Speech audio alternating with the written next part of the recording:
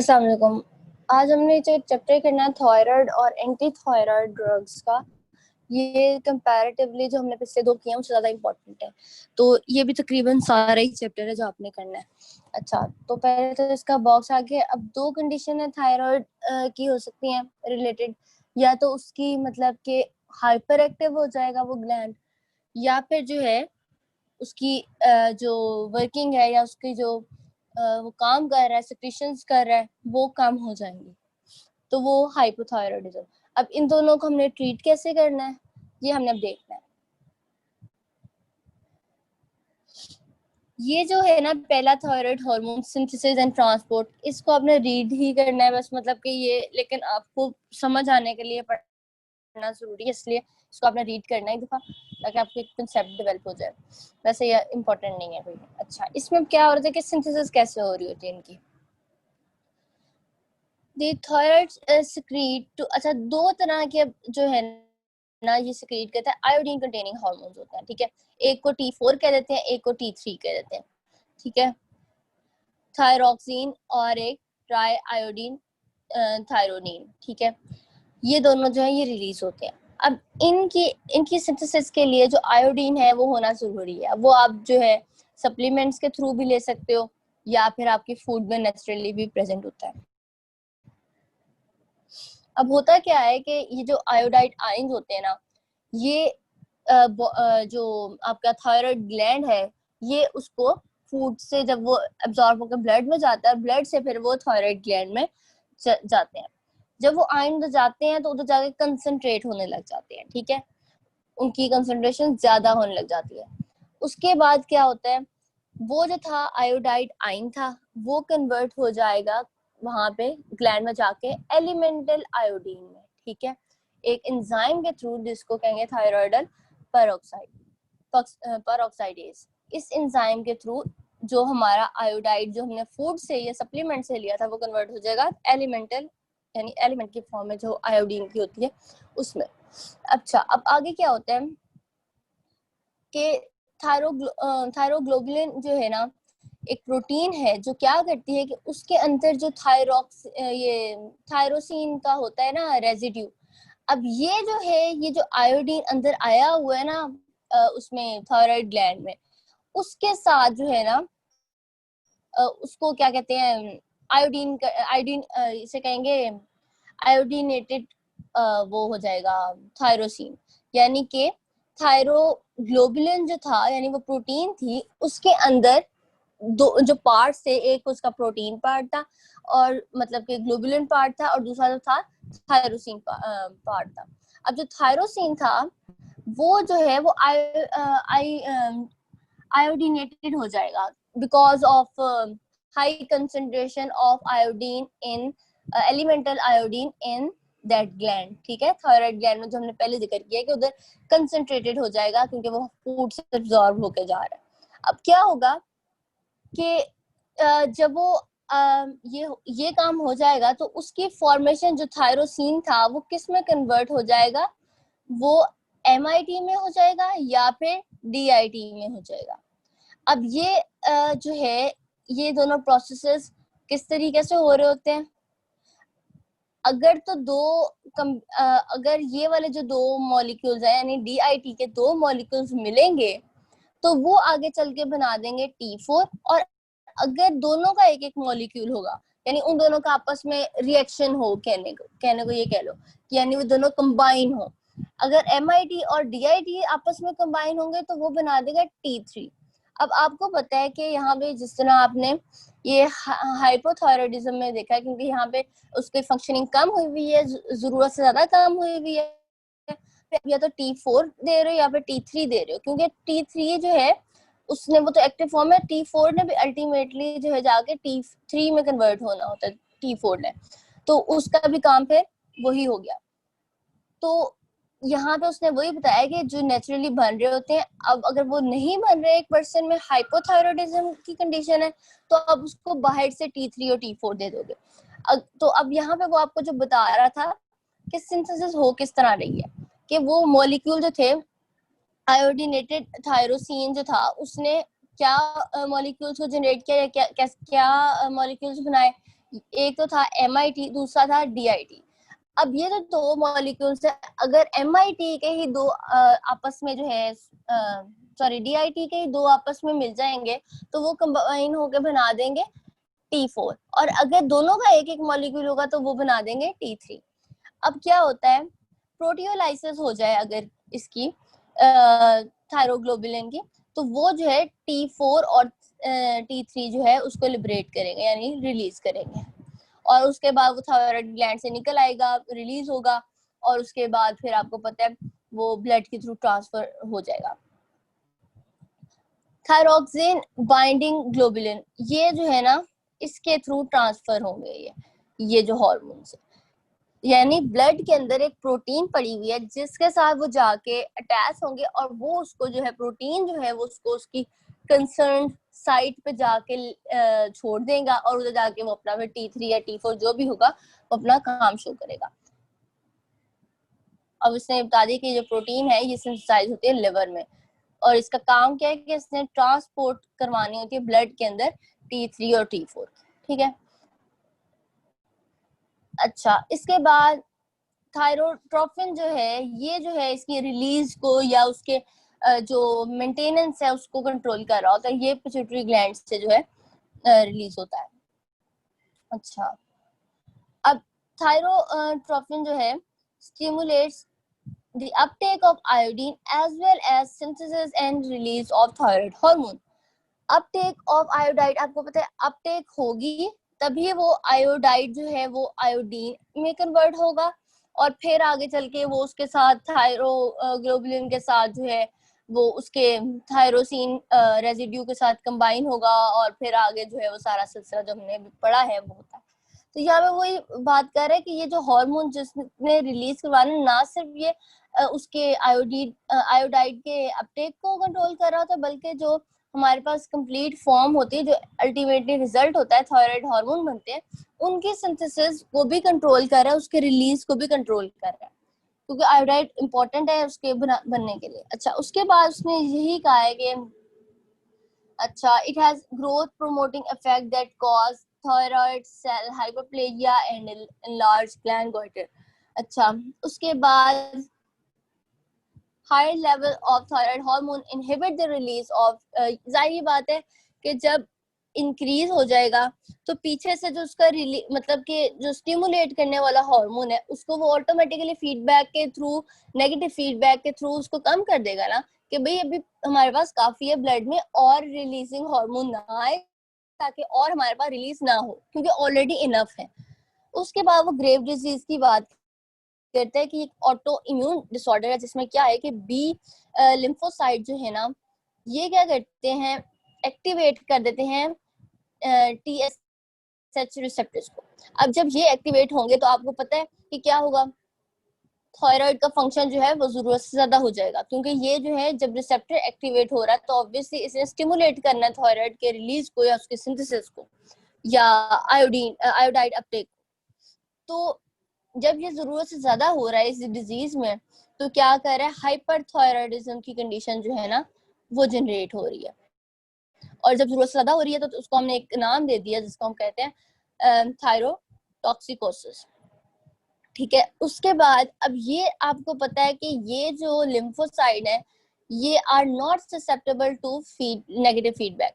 जिस तरह आपने पहले ऊपर देखा है कि जब ज्यादा हो रहा था लेवल थायराइड ग्लैंड का तो नेगेटिव फीडबैक के थ्रू आप वापस बता रहे थे कि और रिलीजिंग फैक्टर ना भेज, मतलब और ना रिलीज करवाओ, तो उससे हम क्या करवा रहे थे कि TSH जो है उसकी कंसंट्रेशन कम करवा रहे थे, नेगेटिव फीडबैक उसको भेज रहे थे कि और ना रिलीज करवाओ। लेकिन यहाँ पे जो है क्योंकि ये नॉर्मली आपके डायरेक्ट जो है वो एगोनिस्ट नहीं है कोई, बल्कि ये तो लिम्फोसाइड उसको एक्टिवेट कर रहे हैं जाके, तो lymphocytes are not susceptible to negative feedback. Patient with Graves' disease can have high concentration of thyroid hormone at the same time in their blood concentration of TSH is very low। ठीक है,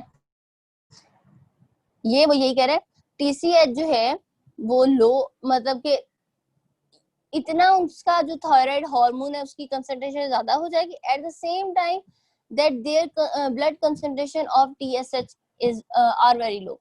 मतलब कि releasing factor जो था, जो जिसने release करवाना था, वो इतना ज्यादा नहीं है, लेकिन फिर भी जो है थायराइड हार्मोन जो है बहुत ज्यादा है। क्यों? क्योंकि आपको उसने ऊपर बताया कि उसके रिसेप्टर्स को जाके वो एक्टिवेट कर रहा है, जो उसको एक गलत तरीके से, मतलब कि जो नॉर्मल प्रोसेस नहीं है कि उस तरीके से वो एक्टिवेट होते हैं। लेकिन यहाँ पे क्या हो रहा है, इस डिजीज कंडीशन में बी लिम्फोसाइट जाके उन रिसेप्टर को एक्टिवेट कर रहे हैं, जिसकी वजह से थायराइड हार्मोन की एक्टिविटी ज्यादा हो रही है, ओवर प्रोडक्शन हो रही है ऑफ हार्मोन्स। आगे हमने ये पढ़ना है मैकेनिज्म ऑफ एक्शन। ये मेजरली आपने डायग्राम से करना है। यहाँ से मैं आपको दिखा दूं, ये देखें, यहाँ से जो था आपका आयोडाइड जो था वो गया अंदर, ट्रांसपोर्ट हुआ, उसके बाद पर ऑक्साइड पर ऑक्सीडेज जो एंजाइम थे उन्होंने कन्वर्ट कर दिया उसे एलिमेंटल आयोडीन में।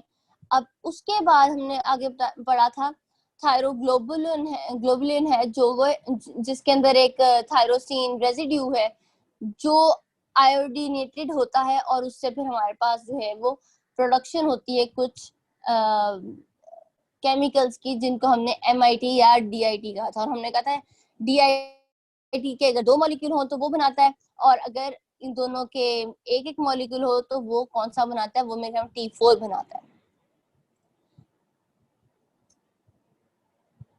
T3 सॉरी, वो T3 बनाता है। अच्छा, अब यहाँ पे उसने यही बताया हुआ है कि ये देखें, हम डिफरेंट ड्रग्स हैं, अब जो ये हमने देखने हैं, जो हम आगे चल के देखेंगे कि किस जगह पे किस स्टेप पे। अब देखो यहाँ पे ट्रांसपोर्टर वाला ही जो अगर स्टेप यहाँ पे खत्म हो जाए या इसको ब्लॉक कर दिया, तो अब वो थायराइड ग्लैंड में अगर आयोडाइड ही नहीं जा रहा तो जाहिर बात है फिर अगले स्टेप्स तो होंगे ही नहीं। और अगर जा रहा है लेकिन वो आगे जो उसने उसको कन्वर्ट करना था, थायरोसिन को आयोडीनेटेड करना था, वो वाला स्टेप अगर इनहिबिट कर दिया कुछ ड्रग्स के तो अल्टीमेटली फिर नहीं होगा। अगर ये प्रोटियोलाइसिस वाला स्टेप भी था जो हमने बात की थी कि उससे जो है वो कन्वर्ट करता है और उसके बाद जो है वो ब्लड में जाता है। उसके बाद हमने ये देखा था कि जो मैंने आपको बताया था ऊपर कि T4 जो है वो भी T3 में अल्टीमेटली कन्वर्ट होता है पेरिफेरल टिश्यूज में जाके। तो ये भी हम इसको भी इनहिबिट करवा सकते हैं थ्रू डिफरेंट ड्रग्स। तो अब ये जो है ये मैकेनिज्म अगर देखें, अब यहाँ बता रहे T3 is 10 time more potent, ठीक है, T4 से। और उसके बाद ये कि T4 is converted to T3 in target cells deliver कितने। अच्छा, मतलब कि वो ये बता रहे कि अगर किसी टारगेट सेल में T4 जा भी रहा है ना तो उसने अंदर जाके T3 में ही कन्वर्ट होना है, ठीक है। अच्छा, thyroid hormone bind to intracellular receptors, यानी सेल के अंदर रिसेप्टर्स एंड दैट कंट्रोल। वही बात जिसका मैंने आपको पिछले बताई थी कि इनके रिसेप्टर्स सेल्स के साइटोसोल में होते हैं। तो वो क्या करते हैं, उधर जाके वो अटैच होते हैं और फिर वो न्यूक्लियस में जाएंगे, उधर जाके जीन एक्सप्रेशन में चेंजेस करेंगे, ठीक है।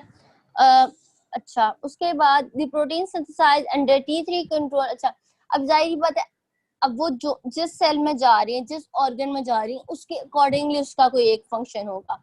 अगर वो फॉर एग्जांपल वो बता रहा है आपको यहाँ पे, अगर तो ये देखो स्मूथ मसल्स में जा रहा है या हार्ट में, एंजाइम इन्वॉल्व इन, मतलब मुख्तलिफ जगह पे जाके उसका मुख्तलिफ फंक्शन होगा उसके अकॉर्डिंग। तो यहाँ पे वो ये कह रहे हैं protein synthesize under T3 control differ depending on the tissue involved. These protein include specific contractile protein in smooth muscles, the heart, enzyme involved in lipid metabolism, and important developmental components in the brain.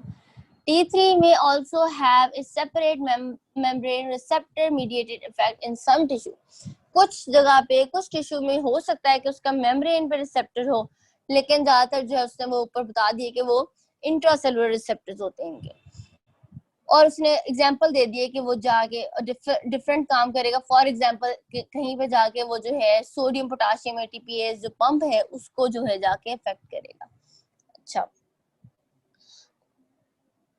उसके बाद यहाँ पे अपनी diagram कर लेनी है। अच्छा, ये जो इफेक्ट्स हैं ये अच्छे से करने हैं। ऊपर वाला जितना हमने अब तक पढ़ा वो बस रीड ही करना था या उसको एक दफा आपने बस गो थ्रू होना है। जो इम्पोर्टेंट है वो ये इफेक्ट्स हैं। अच्छा, इफेक्ट जो है अब इसमें क्या है कि इफेक्ट्स ऑफ थायराइड हार्मोन। अच्छा, organ level action of thyroid hormone include normal growth, development of nervous, अच्छा नर्वस सिस्टम की, स्केलेटन मसल्स की या फिर स्केलेटन की, और फिर रिप्रोडक्टिव सिस्टम की, control of metabolism of fat, protein, carbohydrate, vitamin, ठीक है, इन सब के जो मेटाबॉलिज्म में भी इसकी जो है इन्वॉल्वमेंट है। ये तो आपने ऐसी आगे करते जाना है, क्लिनिकल यूजेस भी करने हैं आपने इसके। इसमें यही वो बताया कि जाहिर बात है, वो आपको मैंने पहले वो बता दिया। अब किसी पेशेंट का जो थायराइड ग्लैंड है वो एबनॉर्मली कम सिक्रीट कर रहा है, मतलब जरूरत से कम सिक्रीट कर रहा है, तो आप उसमें ये बाहर से दे सकते हो। लिवोथायरोक्सिन जो है ये T4 है, जो सिंथेटिक फॉर्म है T4 की, ये आप दे सकते हो उसको, ठीक है। उसके बाद लियोथायरोनिन जो है ये V T3 की फॉर्म है, लेकिन ये जो है इस फास्ट एक्टिंग है और इसका जो है शॉर्टर लाइफ टाइम है, या ये मोर एक्सपेंसिव है। इस वजह से जो है ना आप T4 को प्रेफर करते हो, सिंथेटिक फॉर्म जो है T4 की, क्योंकि उसकी जो है ज्यादा देर तक वो एक्शन करेगी और वो इतनी एक्सपेंसिव भी नहीं है। उसके बाद टॉक्सिसिटी जो आपको ऊपर भी बताया था उसने, टॉक्सिकोसिस जो है वो हो जाता है जब ओवर सिक्रीशन हो रही है या बहुत जरूरत से ज्यादा जो है वहां पे सिम्टम्स आ रहे हैं because of high production of these hormones, ठीक है। Older patient, those with cardiovascular disease, अच्छा उसके बाद या फिर जो T4 के जो होते हैं ना, एक कुछ होते हैं ओल्डर पेशेंट, उन वो बहुत ज्यादा सेंसिटिव हो जाते हैं टुवर्ड्स दीज हॉर्मोन्स, यानी उनका हार्ट पे बहुत ज्यादा इफेक्ट आएगा, मतलब नॉर्मली भी रिलीज हो रहा है तो उनकी क्या कहते हैं हार्ट पे जो है बहुत ज्यादा स्टिमुलेटरी इफेक्ट्स आ रहे हैं इस हार्मोन की वजह से, तो उनके लिए जो है ये टॉक्सिसिटी कॉज कर सकती है। Such patients should receive lower initial doses of T4, यानी उनमें आप थोड़ी दो अगर आपको पता है कि उसमें चांसेस हैं। आगे हम अगर एंटी थायराइड ड्रग्स की बात करें, अब ये जो है ये उन कंडीशन में आप यूज करोगे जब इन हार्मोन्स की ओवर सिक्रीशन हो रही, तो आप चाहते हो कि उसको नॉर्मल पे लेके आओ, यानी जितना आपको रिक्वायर है बैलेंस क्रिएट करने के लिए। अच्छा, मेथीमेजोल और propylthiouracil are small sulphur containing thiamide that inhibit thyroid hormone synthesis। अब ये आपने देखना है, ये synthesis को inhibit कर रहे हैं उनकी, ठीक है। अब जो हमने ऊपर एंजाइम पढ़ा था पर ऑक्सीडेज कि वो क्या कर रहा था काम, अब क्योंकि ये सिंथेसिस में इन्वॉल्व है तो इन्होंने किसी ना किसी स्टेप को, जो सिंथेसिस वाला है स्टेप, उनमें से किसी स्टेप पे जाके इन्होंने अपनी एक्शन शो करना है। तो यहाँ पे क्या करें कि उस एंजाइम को जो है उसके रिएक्शन को ब्लॉक कर देंगे, और उससे क्या होगा कि हमारे पास जो है वो आगे वाले जितने स्टेप्स है वो नहीं हो पाएंगे, आयोडीनेशन नहीं होगी, उसके बाद कपलिंग ऑफ DIT या MIT नहीं होगी, और अल्टीमेटली हमारे पास जो है T4 या T3 जो है वो बनेंगे नहीं। अच्छा, प्रोपाइल थायोयूरासिल टू मच एक्सटेंड, अच्छा एंड टू मच एक्सटेंड, अच्छा मेथीमाजोल जो है वो कम एक्सटेंड पे, और लेकिन ये जो प्रोपाइल थायोयूरासिल है ये ज्यादा जो है उसको इनहिबिट करता है कन्वर्जन ऑफ, जो मैंने आपको बताया था कि कन्वर्जन होती है T4 की T3 में पेरिफेरल टिश्यू में जाके, तो ये जो ड्रग है ये ज्यादा उसकी इनहिबिट करती है कन्वर्जन को as compare to this drug, ठीक है। तो उसके बाद क्या है कि जाहिर बात है वहाँ कन्वर्जन नहीं हो रही, तो फिर एक्शन वहाँ पे जो T4 है वो उसी फॉर्म में रहेगा, T3 में नहीं कन्वर्ट होगा, तो जाहिर बात है वहां पे जाके वो अपना फिर जो उसने अपने काम करने थे वो भी नहीं होंगे।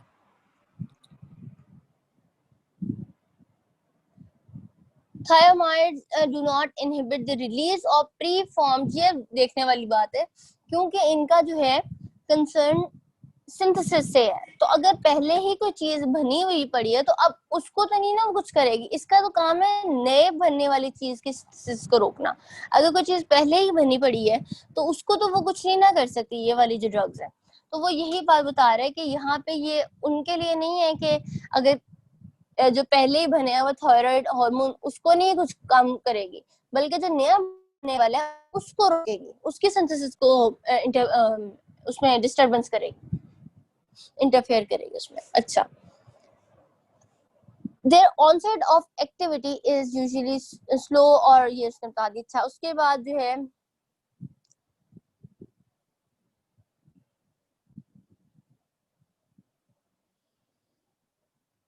अच्छा पीटीयू जो हमने ये ड्रग ऊपर पढ़ी थी अभी, इसको प्रेफर करते हैं in pregnancy because it is less likely than methimazole to cross placenta and enter breast milk. अब ये जो है इसको हम क्यों प्रेगनेंसी में प्रेफर कर रहे हैं इस वाली ड्रग को, क्योंकि दूसरे के कंपैरिजन में ये इसके लेस चांसेस है कि वो प्लेसेंटा को क्रॉस करे, और प्लेसेंटा को क्रॉस जब वो नहीं करेगा तो वो फीटस पे जाके अपने इफेक्ट शो नहीं करेगा, उसके थायराइड ग्लैंड्स को नहीं वो इफेक्ट करेगा। और इसी तरह ब्रेस्ट मिल्क में भी जो है अगर वो नहीं उसमें जाएगा तो फिर अल्टीमेटली जो है उसके फीटस पे कोई इफेक्ट नहीं होंगे। और हम यही चाहते होते हैं इन ड्रग्स पे कि इनके ये क्रॉस ना करें, ताकि जो पेशेंट है वो तो हमारा अगर उसकी जो फीमेल ले रही है तो उसके फीटस में ना जाए वो, ठीक है, क्योंकि वो हमारा कंसर्न पेशेंट तो नहीं ना है, तो इसलिए। तो उसके बाद टॉक्सिक इफेक्ट्स उसने बता दिए।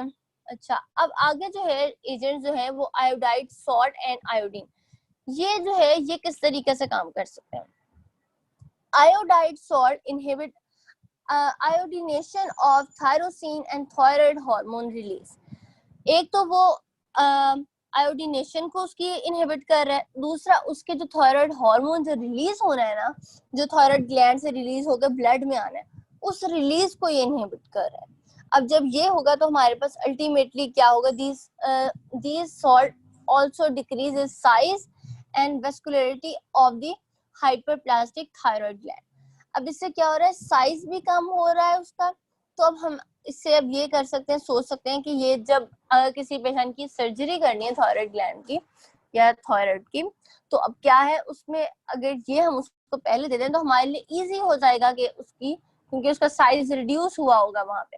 आपने अक्सर जगह पे और भी पढ़ा होगा कि अक्सर जगह पे लिखा होता है कि साइज, फॉर एग्जांपल कैंसर का अक्सर देखा होगा कि जब भी कैंसर की कोई सर्जरी हो तो पहले वो कोई ऐसी ड्रग देते हैं जिससे कैंसर का जो ट्यूमर है उसका साइज है वो डिक्रीज हो जाए, वो श्रिंक हो जाए। उससे क्या होगा कि इजीली आप उसको जो है डाइसेक्ट कर सकते हो उस जगह से, या निकाल सकते हो उसको थ्रू सर्जिकल प्रोसेस, ठीक है, प्रोसीजर, ठीक है। उससे जो है आप उसको इजीली कर सकते हो। साइज रिड्यूस करने से यही होगा कि आपको इजीली आप उसको हैंडल कर सकोगे। तो ये आगे चल के भी हमें भी देखेंगे, यहाँ पे आगे भी उसने बताया हुआ इसके बारे में। अच्छा, iodide salt inhibit release as well as synthesis. अब पहले वाला जो था वो सिर्फ सिंथेसिस से कर रहा था, इस वजह से हमने उसे कहा था कि जो पहले का बना हुआ है हम उसको नहीं हम चेंज कर सकते, वो अपना काम करेगा। हाँ, अलबत्ता जो नया बन रहा है उसके सिंथेसिस हम रोक सकते हैं कि उसको नहीं बनने देंगे। तो लेकिन ये वाली जो ड्रग्स हैं ये क्या करती हैं, ये उसके रिलीज को भी रोकेंगे प्लस उसके सिंथेसिस को भी रोकेंगे।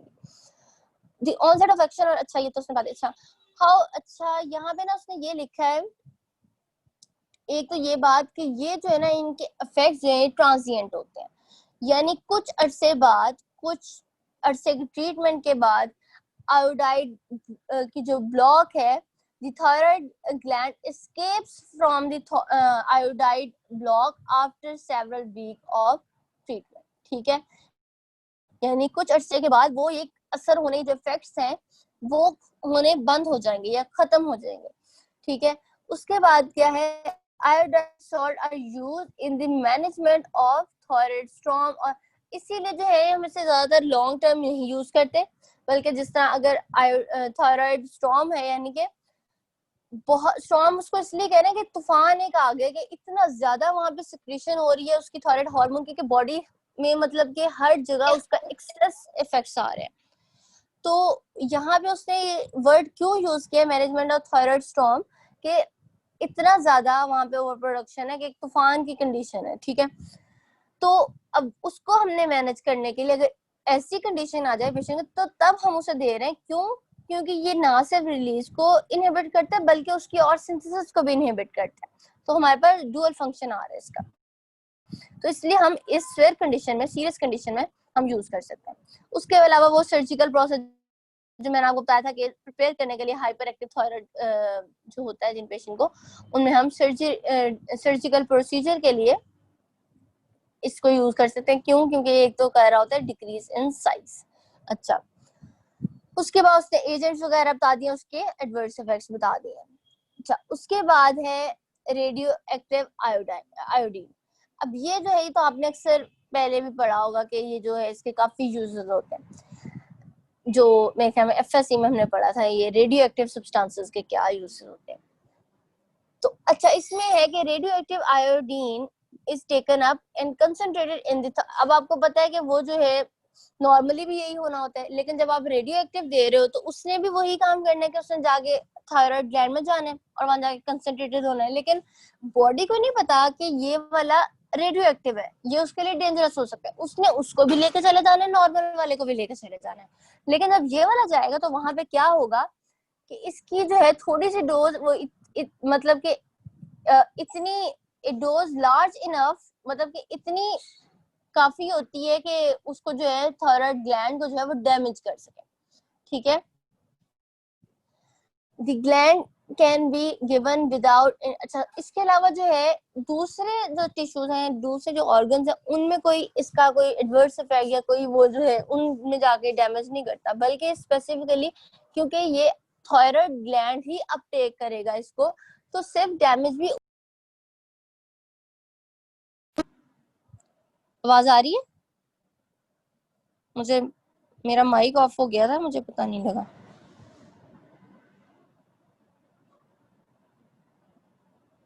कहाँ तक सुना है आपने? आपकी रेडियो एक्टिव तक। अच्छा, मैं यहाँ पे थी, मैं बताने लगी थी कि मुझे पता नहीं लगा कि मैं कहाँ तक, एनीवेज। अच्छा, मैं बता ये रही थी कि अगर आपकी बॉडी को नहीं पता कि वो नॉर्मल वाला आयोडीन है या फिर वो रेडियो एक्टिव है, वो दोनों को ले जाएगा थायराइड ग्लैंड और वहां जाके उसको कंसंट्रेट कर देगा। और अगर वो रेडियो एक्टिव होगा तो क्या होगा, वहां पर डैमेज होगा वो ग्लैंड। और डैमेज होने से क्या होता है, जब भी कोई चीज डैमेज हो रही होती है तो वहां पे उसकी जो उसका फंक्शन है जो वो कर रहा होता है वो भी कंप्रोमाइज हो रहा होता है। तो यहाँ पे जो है हाइपरथायराइडिज्म की कंडीशन थी उस पेशेंट में, जिसकी वजह से हम उसको ये दे रहे थे। तो जब डैमेज होगा तो ऑब्वियसली उसकी सिक्रीशंस भी कंप्रोमाइज हो जाएंगी। जब सिक्रीशन कंप्रोमाइज हो जाएंगे तो हमारा जो गोल था वो अचीव हो जाएगा, कि हम तो चाहते थे कि उसका थायराइड का जो एक्सेस हुआ है थायराइड हार्मोन्स का वो कम हो जाए। अच्छा, उसके बाद उसने बताया कि अनलाइक ये जो हमने पहले ड्रग पढ़ी थी थायोमाइड या फिर iodide salt, the effective dose of iodine radio active जो है यानी 131 iodine can produce a permanent cure of thyrotoxicosis without surgery, ठीक है। यानी सर्जरी की जरूरत नहीं पड़ेगी, उसके बगैर ही जो है ना इस कंडीशन को वो क्योर कर सकती है। अच्छा, उसके बाद should not be taken in pregnant and nursing women, again क्यों? क्योंकि वो रेडियो एक्टिव है तो it can affect fetus। उसके अलावा फिर आगे जो है एनाइन इनहिबिटर्स। अच्छा, इसमें जो है ना ये साइनेट या फिर परकोलेट, ये जो है ब्लॉक करते हैं आयोडाइड की अपटेक को। अब जब वो अपटेक ही नहीं हो रहा, उधर जा ही नहीं रहा, तो आगे वो आगे वाले सारे काम किस तरह करेगा? आगे वाले जो हमने ऊपर वो जो डायग्राम में देखा था, ये देखें, ये उसने वही वाले जो हमने अभी पढ़े हैं दोनों एजेंट्स, वो उसने इधर लिखे हुए।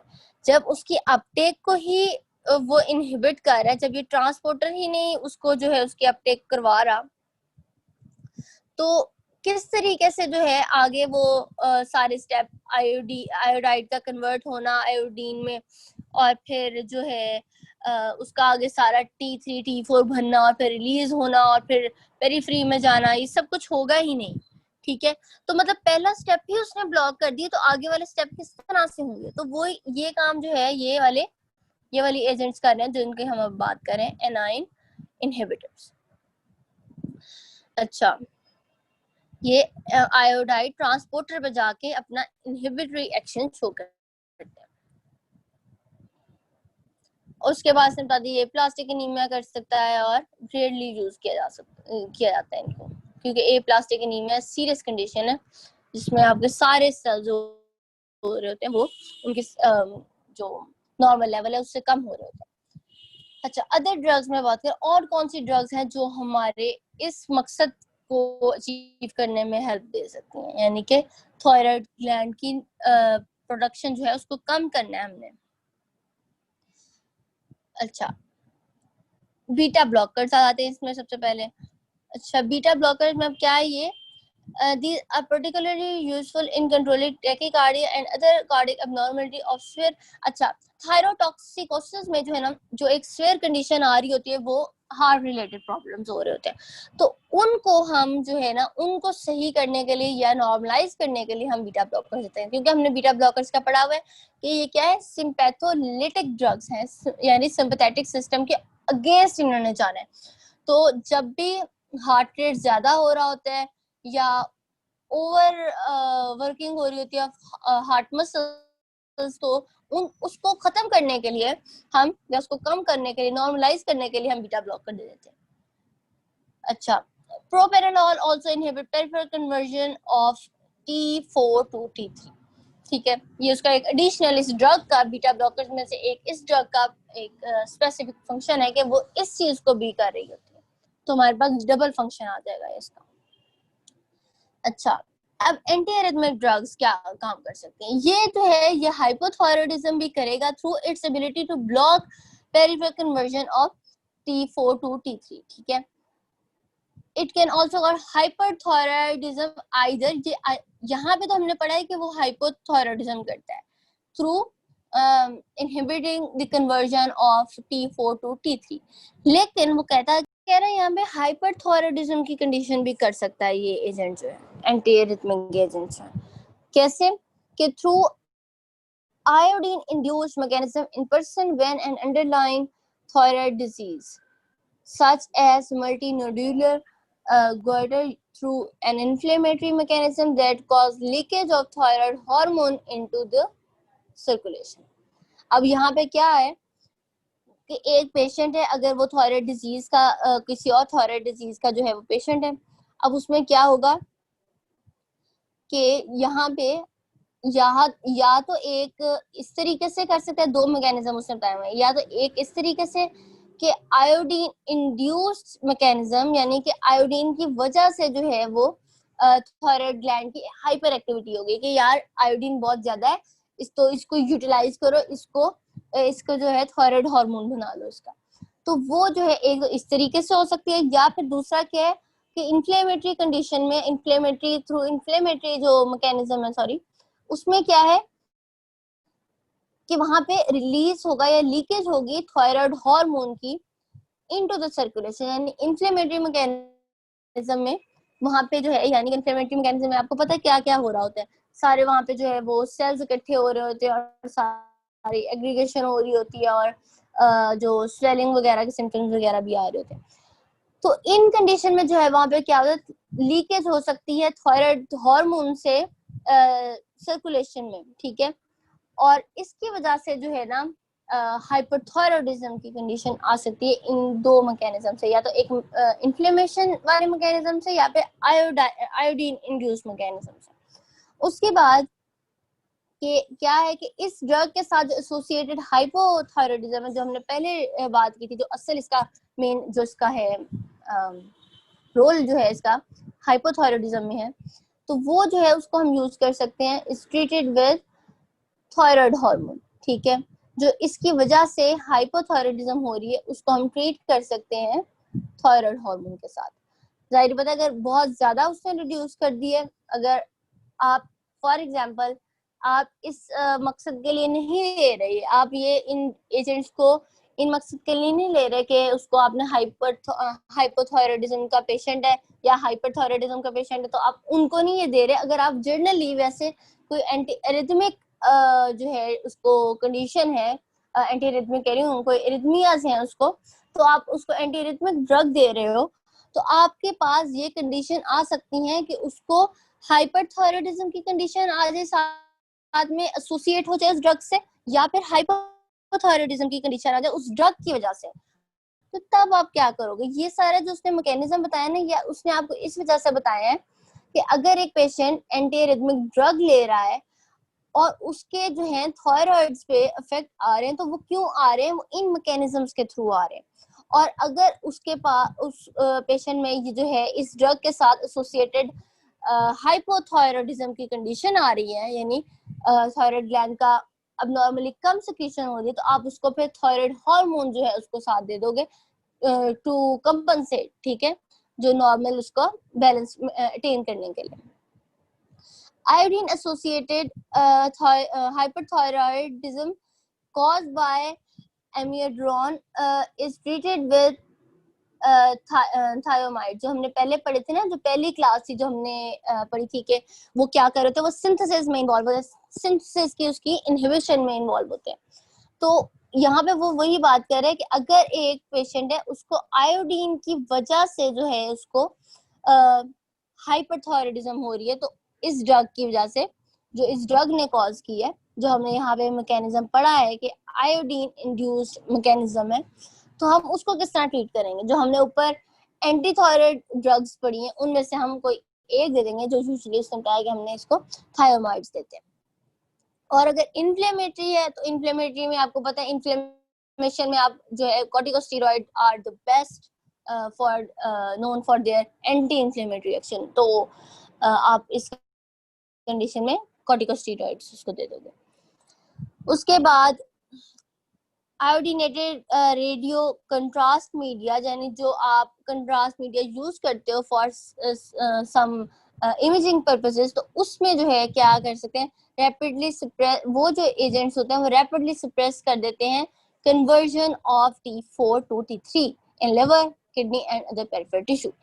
तो अब ये भी आपको वो बता, ये अदर ड्रग में जो उसने बताए बेसिकली बताने का मकसद है कि अगर आप ये ड्रग्स उस पेशेंट को दे रहे हो और उसके थायराइड में कमी या ज्यादा हो रहा है वो थायराइड का फंक्शन, तो वो क्यों हो रहा है, किन मैकेनिज्म्स की वजह से हो रहा है, और अगर हो रहा है तो आप उसको कंपनसेट किस तरह कर सकते हैं थ्रू डिफरेंट ड्रग्स। तो उसने हमें बता दिया अगर इन्फ्लेमेटरी मैकेनिज्म के थ्रू हो रहा है तो आप उसको कॉर्टिकोस्टेरॉइड दे दोगे, अगर वो वहाँ पे आयोडीन एसोसिएटेड है तो उसको थायोमाइड्स दे दोगे, और अगर वो कोई कंट्रास्ट मीडिया है जो आपने यूज किया था और उसकी वजह से उसके जो थायराइड की कन्वर्जन है वो T4 से T3 में वो कम हो गए, तो आप उसको फिर जो है वो क्या दे सकते हो या उसके लिए आप क्या कर सकते हो। इसी तरीके से आपने ऊपर पढ़ा जो ये बीटा ब्लॉकर्स का था, ये बीटा ब्लॉकर जो है these agents are particularly useful in controlling, अब ये टैकीकार्डिया एंड अदर, अब यहाँ पे जो है ये सब बताया था आपको कि थायरोटॉक्सिकोसिस जो हो रही होती है उसमें जो आपके पास कार्डिक इफेक्ट्स आ रहे होते हैं, कार्डिक एब्नॉर्मलिटीज आ रही होती है, उनको आप कंट्रोल करने के लिए यूज कर सकते हैं। फिर आगे जो इसका ये जो है ना समरी वाला जो है ये आपने सारे ही करना है, ये इतना बड़ा है भी नहीं, मेरे में चार एजेंट्स ही हैं। हाँ जी, ये आपने करना है। और ये चैप्टर जो है ना इसका आपने बाकी सारा तो बहुत अच्छे से करना है, जो ऊपर वाला है उसको बेशक, और ये जो इसका बॉक्स है ना ये था यहाँ पे 38.1 एक ही बॉक्स है इस टेबल है, ये आपने ये भी करना है, अच्छे से करना है इसको। और लेकिन ये जो ऊपर वाला है मैकेनिज्म और सिंथेसिस ट्रांसपोर्ट, ये कोई इतना सच इम्पोर्टेंट नहीं है ना, ये कोई इतना इफेक्ट से लेकर आगे ये डायग्राम बहुत अच्छे से करनी है और नीचे सारा करना। कल हम करेंगे COPD और एस्मा वाला चैप्टर, और फिर परसों हम जनरल फॉर्मा स्टार्ट कर देंगे।